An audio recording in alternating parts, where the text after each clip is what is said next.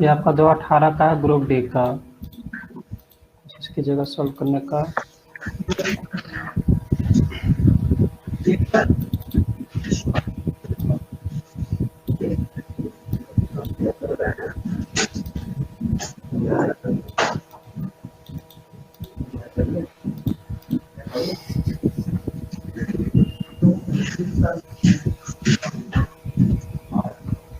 तो चलिए, इस क्वेश्चन में क्या है, डिस्टेंस कांस्टेंट हमारा।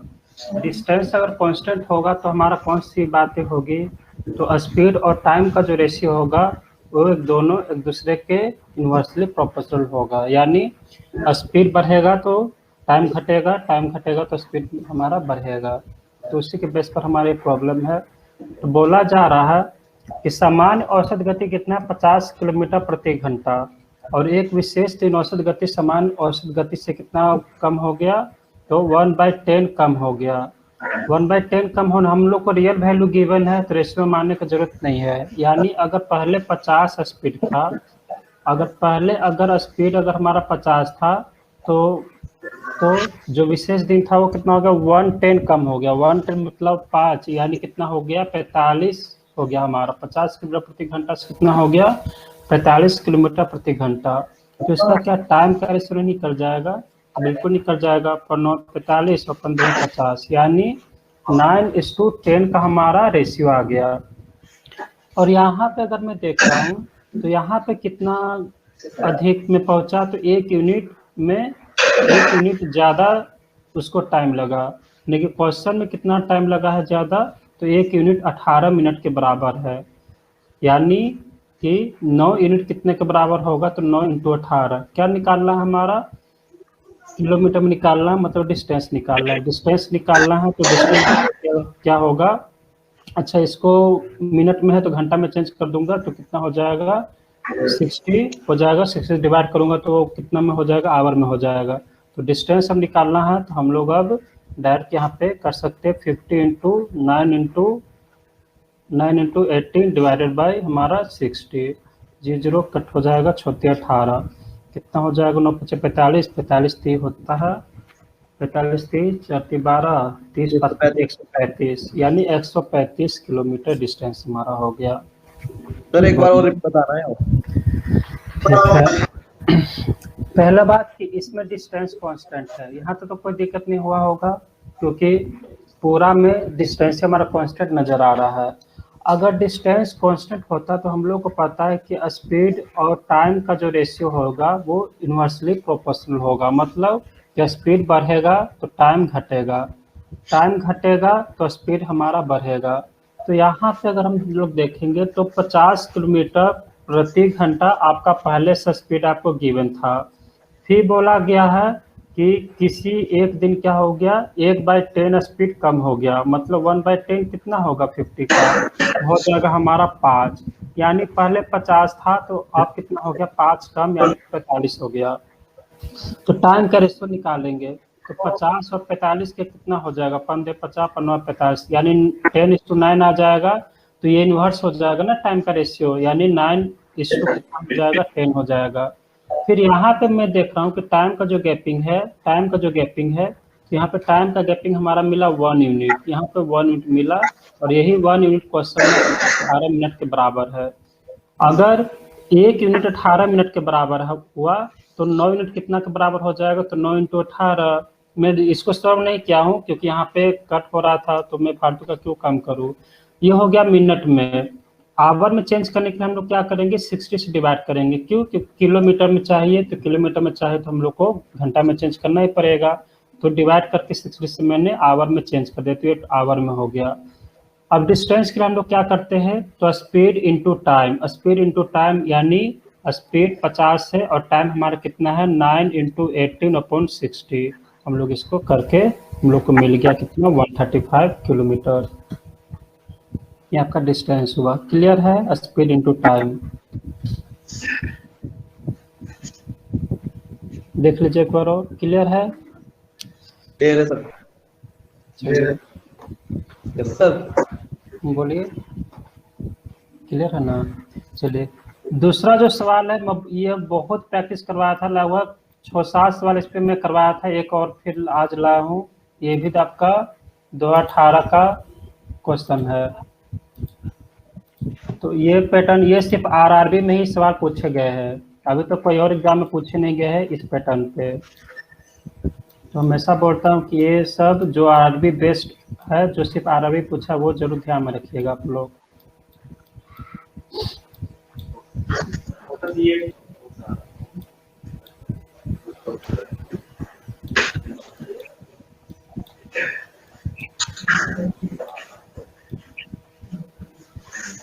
क्वेश्चन थोड़ा बड़ा है, चलिए सब कीजिएगा, इसमें थोड़ा टाइम ज़्यादा दूंगा। इस टाइप का प्रॉब्लम मैंने बताया था किस तरीके से हम लोग हैंडल करते हैं, लेकिन ठीक था, वो कोई स्मार्ट अप्रोच नहीं था। स्मार्ट अप्रोच का ऑप्शन कर सकते हैं। देखता हूँ कितना लोग को याद है वो।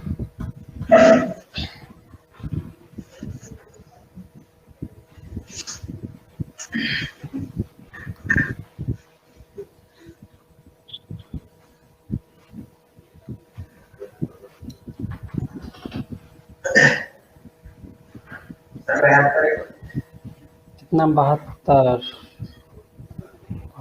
तो नहीं होगा।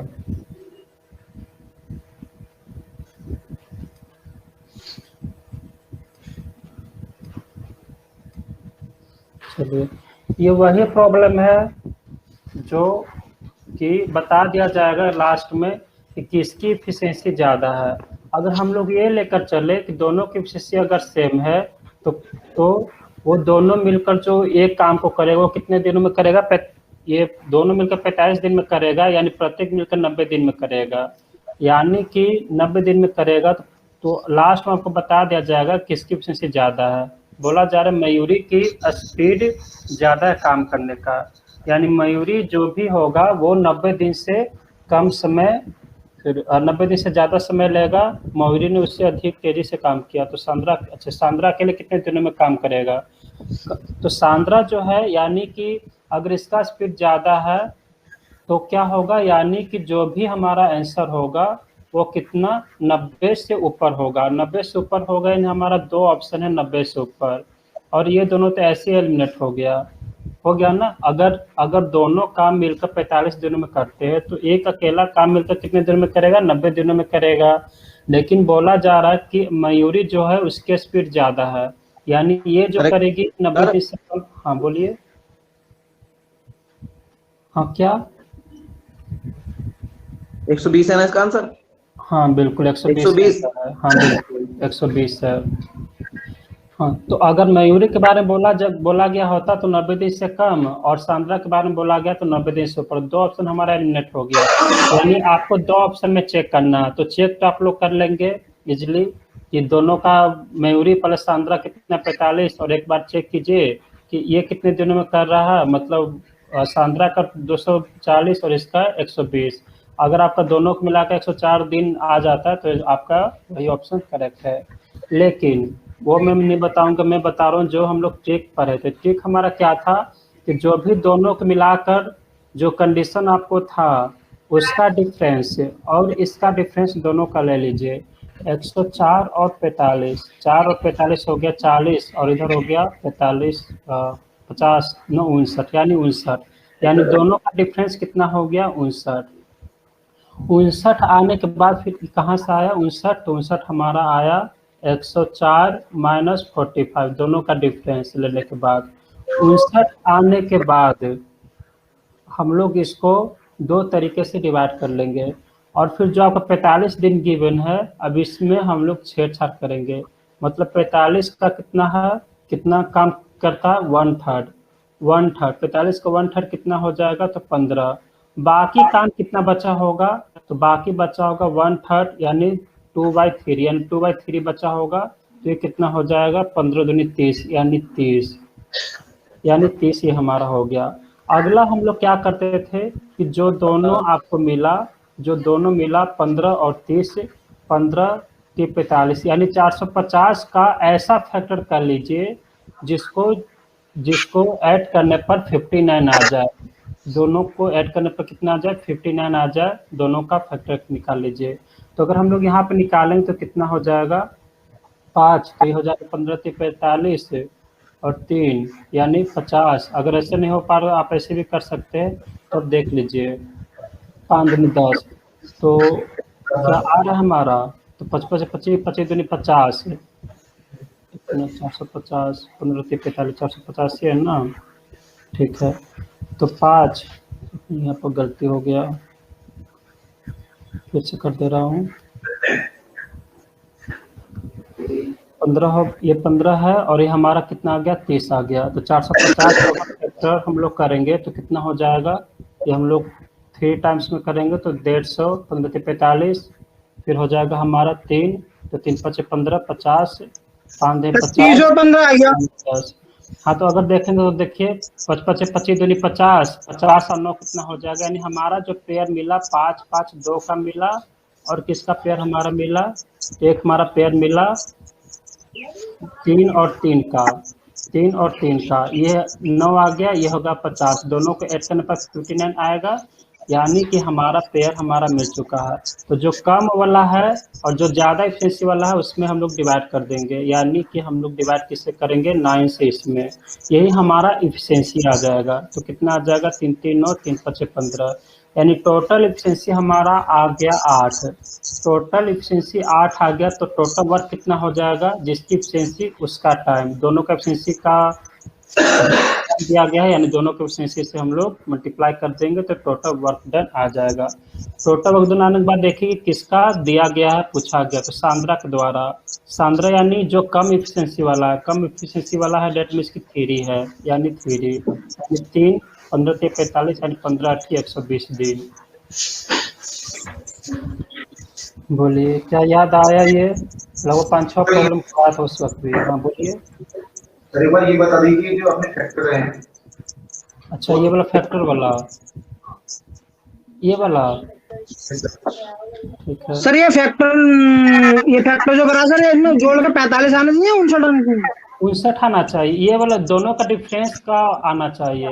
जो हम लोग दोनों डिफरेंस लिए ना 104 और 45, दोनों का डिफरेंस आना चाहिए। दोनों को जो भी आपका रिजल्ट आएगा ना, जैसे 40 हम लोग यहाँ से जो काम किए अकेले काम 1/3 और 2/3 जो बच गया वो दिन का करेंगे, मतलब ये जो काम है वो दिन का करेंगे, लेकिन जो डिफरेंस लेंगे ना 104 और 45 का, वो हम लोग लेंगे इसका प्रोडक्ट का फैक्टर लेंगे। मतलब कि जैसे आया कितना आया था 15 और 30 आया था, 15 और 30 कितना हो जाएगा 450, तो 450 का ऐसा फैक्टर करेंगे जो 59 हमारा आ जाए। तो डायरेक्ट मान में कर सकते हैं, या फिर डायरेक्ट इसको फैक्टर करने के लिए क्या आप ऐसे भी एस्टिमेटर कर सकते हैं, भी हमारा अच्छा तरीका है। 3, तो फिर इसको हम लोग करेंगे 3, तो 3 × 5 = 15, फिर 5 × 50, फिर 5 दूनी 10। अब देख लीजिए, मतलब जो भी हम लोग को पेयर बनाना है ना, इसी से बनाना है, 3, 3, 5, 5, 2 से हमारा पेयर बनाकर 50 लाना है। एक पेयर तो हमारा यहाँ पे दिख गया 55 से 25 दूनी 50, और ये 3, 3, 9, यानी 9 + 50 हमारा क्या हो जाएगा, हमारा 59 हो जाएगा। और दोनों को मल्टीप्लाई कीजिएगा तो कितना आ जाएगा 9 × 5 = 45, यानी 450। 450 तो हमारा था ही, दोनों का प्रोडक्ट आ जाएगा ना 450, 15 और 30 का। हाँ बोलिए। देख लीजिए एक बार कि ये सिर्फ और सिर्फ आरआरबी में ही अभी तक पूछा है, और कोई एग्जाम में नहीं पूछा है, सिर्फ आरआरबी बेस्ड ये पैटर्न है हमारा। एगो परास वाला और एक ये, दो ही एक ऐसा है जो सिर्फ आरआरबी में पूछता है। क्लियर है? चलिए ठीक है,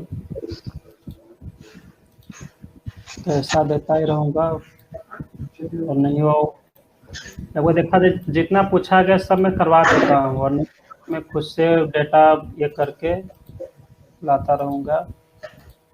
अब यहाँ से आपका लैंग्वेज बेस्ड सवाल शुरू होता है। लैंग्वेज बेस्ड सवाल के लिए ना बस अच्छे से पढ़ना होता है, और एक इक्वेशन, मतलब कि आपका आयरन रेशियो के बारे में पूरी इंफॉर्मेशन होना चाहिए कि किस तरीके से काम करता है। अब देखिए सॉल्व करके,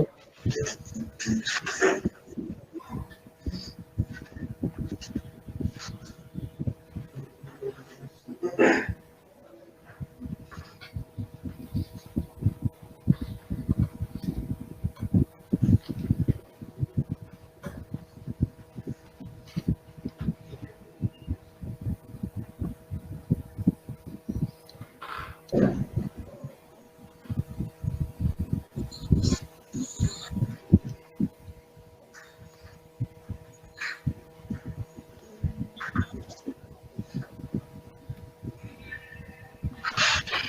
देखिए, एक व्यक्ति ने कुछ किताबें 80 रुपया में खरीदी। यदि प्रत्येक किताब का मूल्य 1 रुपया कम होता, कितना बोला जा रहा है कि 1 रुपया कम होता, तो उतने ही रुपए में 4 किताबें। सर कौन सा? 5। सर 5। हाँ सर 5 ही था इसका, बिल्कुल 5 ही है। तो 4 किताबें अतिरिक्त खरीद सकता था, तो एक किताब का मूल्य कितना होगा? तो अगर हम लोग देखेंगे कॉस्ट के बारे में, हम लोग देखेंगे कि कॉस्ट के बारे में अगर हम लोग देखेंगे, कंडीशन एक हमारा कंडीशन कहा जा रहा है, पहले जो था और आपका कंडीशन में क्या अंतर है, तो वो हम लोग आगे देख लेते हैं। पहले बोला गया कि 80 रुपया में किताब खरीदा। यदि प्रत्येक किताब का मूल्य 1 रुपया कम होता तो उतने ही रुपए में 4 किताबें ज्यादा वो खरीदता, तो किताब का मूल्य कितना होगा? तो मुझे नहीं पता कि किताब का मूल्य कितना होगा, लेकिन हम लोग उसको मान लेते, कुछ न कुछ हम लोग मानना पड़ेगा। तो अच्छा, सबसे पहले अगर लैंग्वेज बेस वाला है ना, तो सबसे पहले जो बातें बोला गया है ना, उसी पर आप अटैक कर दीजिए। मतलब कि यही आप मान लीजिए कि माना कि किताब का जो मूल्य है वो 100 रुपया है। अगर 100 रुपया है तो आप क्या बोला जा रहा है, कंडीशन के अनुसार बोला जा रहा है कि 1 रुपया कम होता, यानी 100 रुपया में से 1 रुपया हम लोग माइनस कर, हमारा क्या हो जाएगा, नया रुपीज हो जाएगा। तो बोला जा रहा है कि पहले जो 100 रुपया था उसमें 80 किताब खरीद पाता है, इसमें 80 किताब खरीद पाता है। सॉरी, 80 रुपया में मतलब जो भी है आपका, ये कितना हुआ 80 रुपया में, मतलब ये जो हुआ पहला जो हुआ, पहले में 100 रुपया था, अब x-1 कम कर दिया, x-1 कम कर दिया, और हमारे पास टोटल जो रुपया था कितना, 80 रुपया था। यानी कि जो भी हमारा था इस कंडीशन में भी हमारा 80 रुपया ही था, लेकिन कंडीशन हमारा जो बोला गया है वो बोला गया है कि अगर इस 80 रुपया में टोटल बुक कितना खरीदता है। यहाँ पे अगर हम लोग देखें तो टोटल बुक हमारा कितना हो जाएगा, यहाँ पे उल्टा मैं लिख रहा हूँ, यहाँ पे किताब में मान लूंगा ना, यहाँ पे तो एक किताब का मूल्य, ठीक है, किताब का मूल्य 100 रुपया। तो अगर उसने ये सोचिए, ये क्वेश्चन कहीं हमको एरर सा लग रहा है, यहाँ पे 80 किताबें होगा, 80 रुपया नहीं हो सकता है। कुछ किताबें 80 रुपया में खरीदी, 80 किताबें खरीदी, एक व्यक्ति का किताब का मूल्य 1 रुपया कम होता, तो उतने रुपए में 4 किताबें अतिरिक्त खरीद। अच्छा ठीक है। हाँ, तो ये बोलिए कि अगर किताब का मूल्य अगर 80 रुपया है तो एक किताब कितना हो जाएगा, मतलब एक किताब का अगर हम लोग निकालेंगे तो टोटल किताब हमारा इतना हो जाएगा, ना। लेकिन इसमें बोला जा रहा है कि अगर 1 रुपया हम लोग माइनस कर दे, ठीक है, 1 रुपया मैंने इसमें माइनस कर दिया, तो अब किताब कितना हो जाएगा, इतना हो जाएगा। लेकिन बोला ये गया है कि अब जो किताब हो रहा है ना, जैसे ही 1 रुपया माइनस किया गया तो 4 किताबें और ज्यादा खरीद सकता है वो, तो 4 किताबें ज्यादा खरीद सकता है, मतलब कि ये जो भी है, अगर हम लोग यहाँ पे 4 अगर ऐड कर देंगे, दोनों को हम लोग इक्वल कर सकते हैं। यानी इधर भी सेम किताब अब हो गया, इधर भी हमारा सेम किताब हो गया, यानी हमारा कुछ ऐसा इक्वेशन बन गया। अब इस इक्वेशन को सेटिस्फाई कर दिए, जो भी आपका सेटिस्फाई करेगा वही आपका आंसर होगा, नहीं तो इसको सॉल्व कर दीजिए। अगर मैं 3 लेता हूँ तो 3 से 80 तो डिवाइड होगा नहीं, सिर्फ हमारे पास कौन कौन ऑप्शन है जो कट कर दे रहा है, 4 कट हो रहा है, और 4 और 5 हमारा 2 ऑप्शन है जो कट कर दे रहा है। अगर हम लोग 4 लेते हैं x का तो कितना आ जाएगा 20, और 20 + 4 यहाँ पे कितना हो जाएगा 4 - 1 3, यानी 3 तो 80 से डिवाइड होगा नहीं, तो ये भी एलिमिनेट हो गया। यानी सिर्फ और सिर्फ यही ऑप्शन है जो पूरे इक्वेशन को सेटिस्फाई करता है। मतलब कि अगर मैं यहाँ पे 5 लेता हूँ, अगर मैं x का वैल्यू 5 लिया तो कितना हो जाएगा 16, और इधर कितना हो जाएगा 5 यानी 16, और यहाँ पे 4 किताब एक्स्ट्रा, यानी पहले 16 किताब और 4 किताब एक्स्ट्रा, यानी टोटल हमारा कितना हो जाएगा 20 किताब। यही तो बोल रहा था कि 4 किताब। अगर इस क्वेश्चन में होता कि टोटल कितने बुक खरीदे, तो टोटल बुक जो खरीदा कितना खरीदा 20, कितना तो 16। क्लियर है?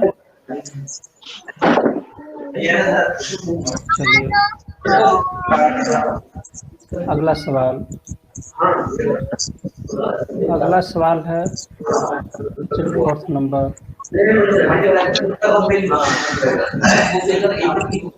सिर्फ फोर्थ नंबर सिर्फ देखने में आपका हार्ड है, बहुत ज़्यादा सिंपल सवाल है जो कि आपका एसएससी में ही पूछा गया था। ये बहुत पहले पूछा गया था 2012-13 में ही, लेकिन अभी भी कोई एग्जाम में पूछे जाते हैं ऐसे सवाल। चलिए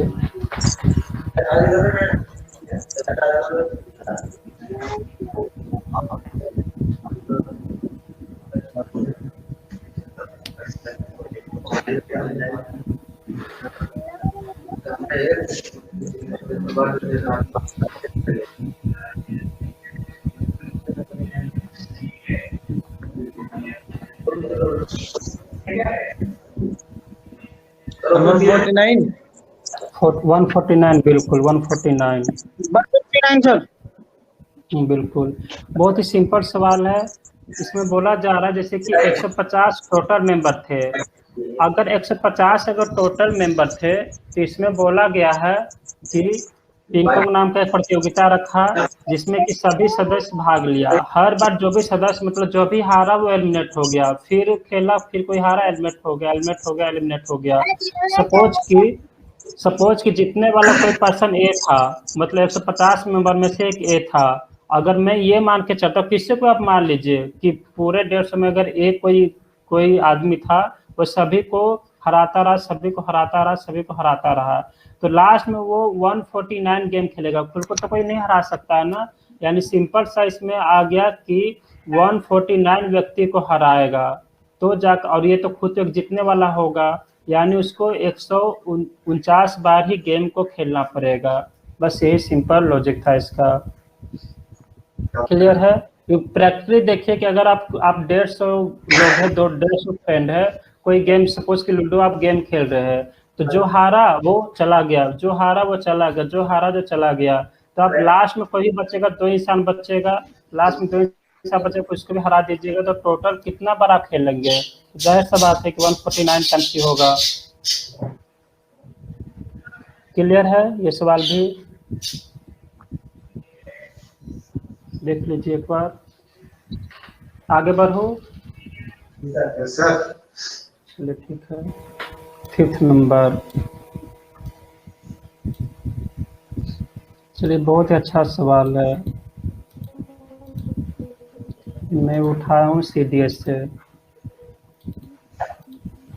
लेकिन ऐसा सा प्रॉब्लम रेलवे में भी पूछता है, लेकिन थोड़ा इजी लेवल का पूछेगा, इतना हाई नहीं पूछेगा।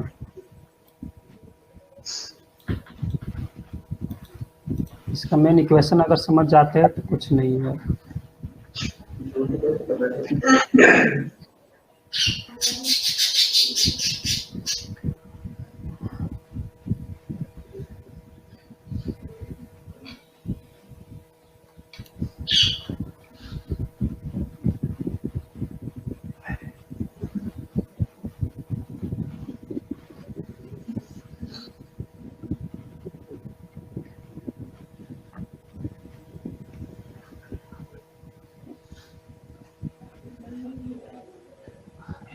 थोड़ा लेंथी सवाल है, लेकिन इक्वेशन बना लेते तो हो जाता है। देखिए इसके लिए सबसे पहले आपको जैसे linear equation in one variable पढ़ाया था, उसी का ये देखा जाए, पूरा देखा जाए लैंग्वेज बेस्ड आपका उसी पर है, बस लैंग्वेज को पकड़ना है आपको।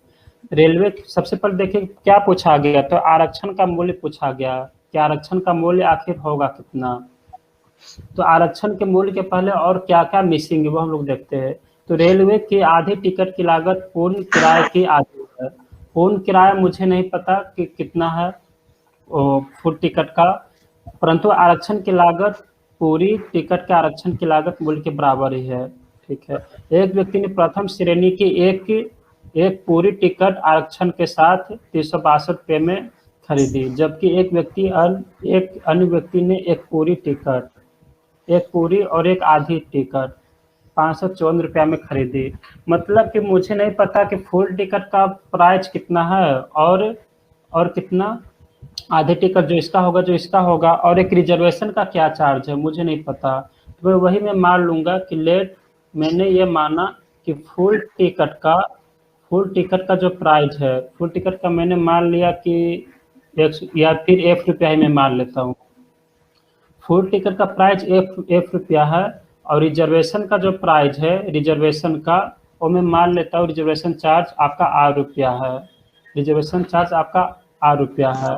तो पहला अकॉर्डिंग टू पहला इक्वेशन, पहला में क्या बोला जा रहा है, एक व्यक्ति ने प्रथम श्रेणी की एक पूरी टिकट मतलब फुल टिकट खरीदा, फुल टिकट खरीदा आरक्षण के साथ खरीदा मतलब रिजर्वेशन के साथ खरीदा, तो कितना रुपया कर लगा 362 रुपया का। तो ये हमारा हो गया पहला इक्वेशन। दूसरा इक्वेशन में बोला गया है जबकि एक अन्य व्यक्ति ने एक पूरी टिकट खरीदा, ठीक है, पूरे का पूरा टिकट खरीदा, फिर क्या बोला जा रहा है, और एक आधी टिकट खरीदा मतलब इसका आधा खरीदा, इसका आधा खरीदा, क्या बोला जा रहा है, आधी टिकट आरक्षण के साथ खरीदा मतलब कि आरक्षण के साथ खरीदा। आरक्षण के साथ खरीदा मतलब हमारे पास दो आरक्षण वाला हो गया, एक इसका आरक्षण और एक इसका आरक्षण, यानी इसका आरक्षण का मैंने माना है आर, तो इसका आरक्षण का कितना हो जाएगा r/2, ये इसका आरक्षण का हो जाएगा। ये बताइए यहाँ तक क्या क्लियर है? समझ नहीं आया, ठीक है।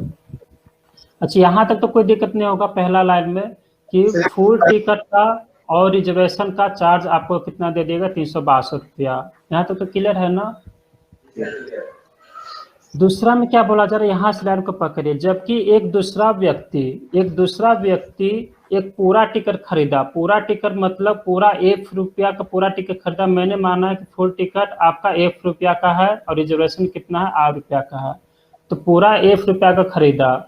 फिर एक आधी टिकट भी खरीदा, आधी टिकट का मतलब आधा टिकट ऐसे रियल लाइफ में तो होता नहीं है, लेकिन हमारा मैथ है, कुछ ही पॉसिबल है, जो दिया गया हम लोग को तो करना ही पड़ेगा। जैसे कि इसके पहले भी जो हम लोग प्रॉब्लम किए थे कि आधा सेव देता गया, आधा से तो कोई थोड़ा ना मार्केट में जाएगा तो देगा, नहीं देता है, लेकिन यहाँ मैथ है, आपको करना ही पड़ेगा। तो आधा टिकट यानी एफ का आधा f/2, रिजर्वेशन के साथ खरीदा, तो रिजर्वेशन के साथ खरीदा मतलब एफ का रिजर्वेशन आर हो जाएगा, जो हम लोग यहाँ पे माने थे रिजर्वेशन के साथ खरीद रहा है ना, और ये f2 का कितना हो जाएगा r/2 हो जाएगा आधा, इसका भी आधा कितना हो जाएगा r/2। ये बताइए क्या क्लियर है?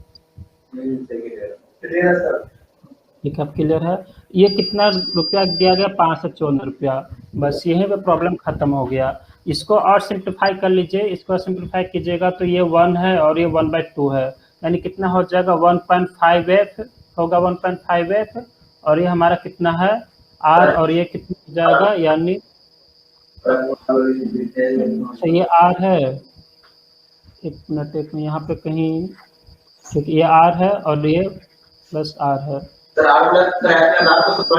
हाँ r+r, इसका तो आधा तो नहीं बोला गया है ना, इसका आधा नहीं बोला गया लैंग्वेज में, इसका अगर आधा नहीं बोला गया पूरा होगा, बिल्कुल ये आपका पूरा होगा, क्योंकि अगर बोला गया होता तो ये भी आपका आधा बोल दिया होता, मतलब पूरा रिजर्वेशन के साथ खरीदा आधा टिकट, ये कुछ ऐसा होगा कि कुछ बोला नहीं गया है, कुछ बोला गया होता कि रिजर्वेशन का भी आधा करता तो हम लोग यहाँ पे करते, कुछ नहीं बोला गया, डेट मीन्स की हो जाएगा हमारा 2r, और यही आपका 554 रुपया है। आपका 2 इक्वेशन बन गया है, दोनों इक्वेशन को सेटिस्फाई करवा दीजिए तो वही आपका आंसर हो जाएगा। लेकिन देखा जाए दोनों इक्वेशन अगर बारी बारी चेक कीजिएगा तो हमारा क्या हो जाएगा, इससे अच्छा हम लोग सॉल्व ही कर लेंगे, क्योंकि डेटा आपका इजी है। डेटा अगर इजी रहता है तो ज़्यादा चांस रहता है कि आपका सी या डी ऑप्शन में ही देता है, लेकिन फिर भी हम लोग रिस्क नहीं लेंगे, टाइम वहाँ पे बर्बाद नहीं करेंगे। डेटा अगर इजी है तो डायरेक्ट आप सॉल्व कर लीजिए। यहाँ पे 2r है और यहाँ पे r है, अगर मैं इसको 2 से मल्टीप्लाई कर दूंगा, लीनियर इक्वेशन में मैंने पढ़ाया था, तो यानी 2 से आप मल्टीप्लाई कर दीजिएगा तो क्या हो जाएगा, ये है हमारा कितना है इक्वेशन दूसरा है 1.5f प्लस 2r बराबर है कितना 554, और इसको अगर इस इक्वेशन को अगर मैं 2 से मल्टीप्लाई कर दूंगा, मेरा मेन मोटिव क्या रहता है, किसी दोनों में से कोई एक को क्या करना, एलिमिनेट करना, तो मैं एलिमिनेट करने जा रहा हूँ किसको, r को। 2 से मल्टीप्लाई कर दूंगा तो कितना हो जाएगा 2f प्लस 2r, और इसको 2 से करूंगा तो कितना हो जाएगा, ये 6 दूनी 72, 2 दूनी 4 यानी 724। एलिमिनेट करने के लिए हम लोग क्या करेंगे, माइनस करना पड़ेगा, तो चलिए माइनस हो गया, तो ये कितना हो जाएगा 2 में से 1 यानी 0.5f, 0.5f बराबर हमारा कितना आ जाएगा, माइनस तो कट जाएगा, यानी 724 में से 524 जाएगा तो 170, यानी एफ का वैल्यू हमारा क्या आ जाएगा 170 5 यानी हमारा कितना हो जाएगा 0.5 है ना, 0.5 यानी 1700 यानी 340 यानी कि फुल टिकट का प्राइस 340 रुपया था, लेकिन पूछा गया रिजर्वेशन का, तो इसमें से आप किसी को सिलेक्ट करवा दीजिए। मैं इससे मैं कर रहा हूँ, मैं जो कर रहा हूँ इससे कर रहा हूँ sir option B. Option B 22, ठीक है देख लेता हूँ। तो इक्वेशन 1 में अगर मैं पुट करूंगा ये एफ का वैल्यू, तो एफ बराबर क्या आ जाएगा, आर का वैल्यू क्या आ जाएगा, तो 360 में बिल्कुल ऑप्शन बी 340 घटा दीजिएगा तो हमारा कितना आ जाएगा 360 में, अच्छा 362 है ना, 362 में से 340 घटाएगा तो कितना आ जाएगा 22, यानी रिजर्वेशन के साथ अगर लेता है तो 22 रुपया उसको लगा होगा। ये बोलिए क्या क्लियर है? तो अच्छा सवाल था, थोड़ा मॉडरेट से थोड़ा अच्छा सवाल था।